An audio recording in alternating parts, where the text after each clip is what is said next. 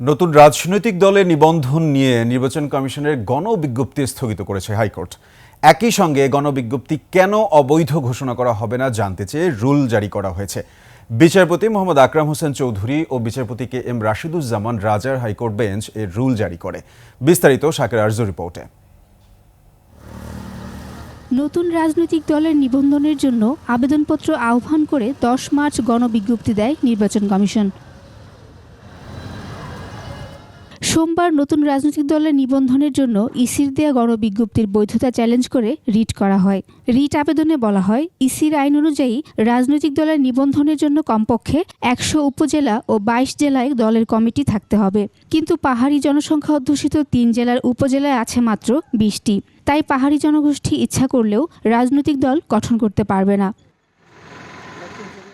রিটে আরও বলা হয়, ইসির বর্তমান আইন অনুযায়ী পাহাড়ি জনগোষ্ঠীকে রাজনৈতিক দল গঠনের সুযোগ থেকে বঞ্চিত করা হয়েছে। তাই পাহাড়ি জনগোষ্ঠীর রাজনৈতিক দল গঠনের অধিকার থেকে বঞ্চিত হওয়া সহ আরও কয়েকটি বিষয় উল্লেখ করে এই রিট করা হয়েছে। শুনানি শেষে রুল জারি করে হাইকোর্ট।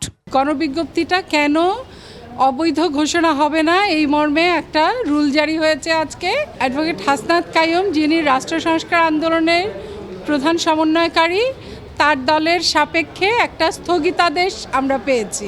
দেশ জুড়ে তোলপাড় ওয়ালটন ফ্রিজ কিনে আপনিও হয়ে যেতে পারেন মিলেনিয়ার।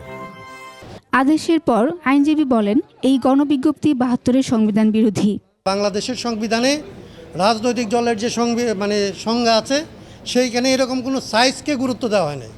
সেখানে বলা হয়েছে যে এটার একটা ডিস্টিংটিভ আইডিয়া আছে কিনা, কিছু মানুষ এটার সাথে আছে কিনা।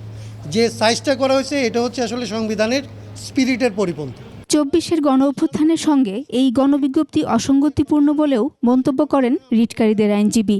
অথবা তাদের জন্য রিজিওনাল পার্টি করতে পারে, সেই ব্যবস্থাটা রাখবে। শাকের আরজু, 21 টেলিভিশন, ঢাকা।